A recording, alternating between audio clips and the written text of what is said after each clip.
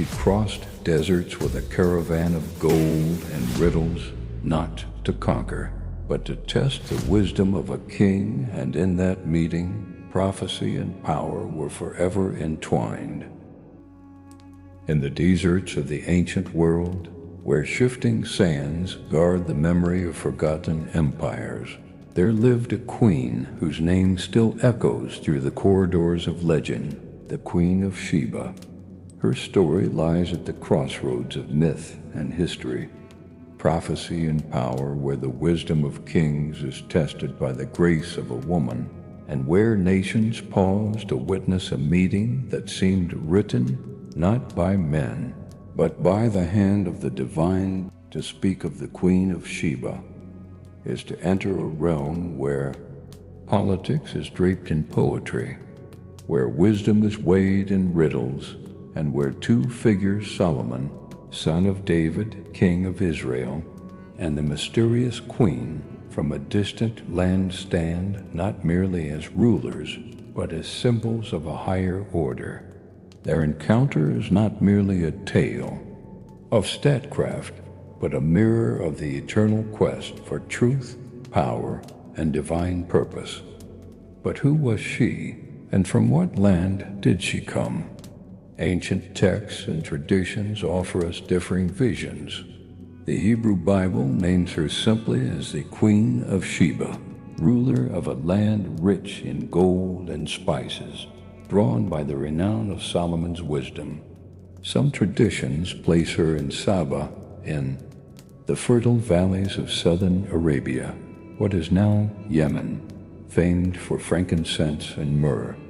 Others claim she reigned in the land of Cush in Ethiopia, where mountains rise like fortresses against the sky. Thus, she emerges as a queen without a fixed geography claimed by many, but defined by none.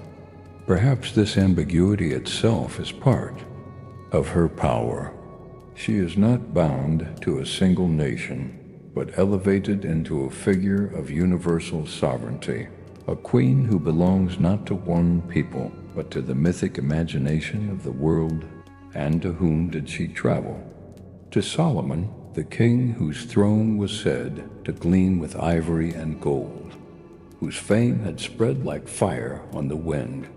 Solomon, son of David, was remembered not only as a ruler, but as a sage, a poet, a man who could speak to animals and command the winds.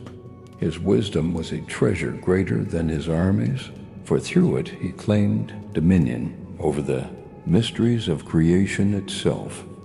Yet wisdom is not measured by the size of one's temple or the riches of one's court. It is measured by how one responds when tested. And the Queen of Sheba came as that test, an envoy, not of conquest, but of curiosity, a seeker of truth, determined to see if the king's fame was but rumor, or if indeed it reflected the radiance of divine gift. Imagine the journey itself. A queen setting forth across the desert with a caravan that stretched like a river of wealth under the sun, camels laden with gold, with spices that perfumed the air, with precious stones whose colors burned like captured stars. She came not as a supplicant, but as an equal her arrival, a spectacle of splendor, her very presence a declaration that wisdom deserves to be honored with gifts worthy of kings. Her footsteps across the sands were more than the march of a queen. They were the movement of prophecy, the unfolding of a story that the ancient world would tell for millennia. At last, she stood before Solomon. And here myth takes on majesty. Two thrones faced each other, one of the king who ruled by divine favor, the other of the queen whose mystery and might had conquered the desert. This was no ordinary audience. It was the meeting of power with prophecy, of masculine authority, with feminine grace, of wisdom that builds with wisdom that tests. The queen did not come to flatter. She came with riddles, to challenge Solomon with questions that pierced the surface of reason and sought the marrow of truth. In some traditions, her riddles were like those asked of the gods themselves. What is the beginning of wisdom? What is the nature of love? What is that which moves without feet, that which grows without seed, that which devours kings and beggars alike?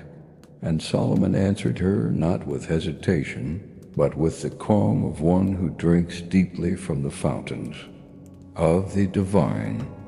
Time, he might have said, is the devourer of all. Love is both strength and vulnerability. Wisdom begins in the fear of the Lord. To each riddle, an answer. To each mystery, a key. And so the Queen of Sheba, who had crossed the desert to test, the king found herself instead transformed. She confessed, according to the scriptures, that the half was not told me. What she had heard of his wisdom was but a shadow of the reality she now beheld. Her voice, once sharpened by challenge, softened into reverence. She blessed the God of Israel, recognizing in Solomon's wisdom not merely the brilliance of a man, but the reflection of divine order. Here, myth speaks not only of a queen's admiration for a king, but of the world's recognition that true wisdom is not man's invention, but heaven's gift. Power may be won by armies, but reverence is won only by truth. And then came the gifts. Gold beyond measure, spices that perfumed the halls of Jerusalem, precious stones to gleam in Solomon's treasury. Yet the greatest gift was not in what she gave, but in what she represented. The nations of the earth owing not to Solomon's sword, but to his wisdom. It was a prophecy fulfilled, that kings and queens would come to the light of Israel, not by force, but by fascination. Some say Solomon returned her gifts with treasures of his own, sealing not only a covenant of honor, but a bond of destiny. For in the legends of Ethiopia, she bore Solomon a son, Menelik, who would become the founder of the Solomonic dynasty, linking Africa's crown to Israel's throne. Thus the Queen of Sheba became not only a visitor of wisdom, but a mother of kings, her bloodline flowing like a hidden river through history. But beyond history, what does her story mean?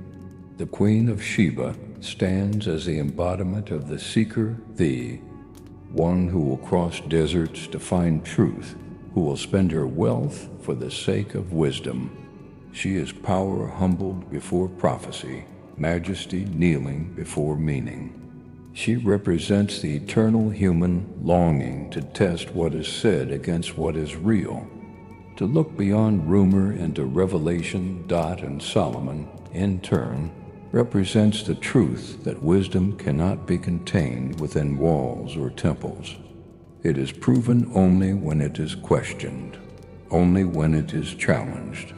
His greatness was not in having wisdom, but in demonstrating it under the searching gaze of another sovereign.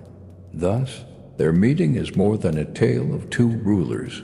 It is the eternal encounter between power and wisdom, between the visible wealth of kingdoms and the invisible wealth of understanding. The queen's caravan fades into the desert, Solomon's throne fades into dust, but the story remains, carried in scripture, sung in legend, retold by poets, claimed by nations. In Ethiopia, she is Makeda, mother of kings. In Arabia, she is Bilqis, the queen of incense and frankincense. In Israel, she is the unnamed but unforgettable seeker of Solomon's wisdom. And in all traditions, she is the woman who tested the king, and in so doing revealed the majesty of wisdom itself. Her tale endures, because it speaks to the nature of wisdom itself. Wisdom does not belong to one nation nor to one age. It is not confined to palaces or scrolls. It is sought, it is questioned, it is proven in the meeting of minds. The Queen of Sheba and Solomon are but actors in this larger drama, the drama of humanity's eternal thirst for understanding. And perhaps that is why her identity is cloaked in mystery, why her kingdom is left uncertain. For she is every seeker, every soul that has crossed deserts of doubt in search of truth, every ruler who has bent the knee to wisdom greater than their own. She is both queen and symbol, both history and prophecy in the end. The Queen of Sheba stands not merely as a figure of gold and spices, but as the immortal emblem of wisdom sought and wisdom found. And Solomon, though his palace has crumbled, remains remembered not for his armies, but for his answers. Together they form a vision of the world as it might be, not ruled by force, but by wisdom, not conquered by swords, but conquered by truth. Their meeting is not lost in time.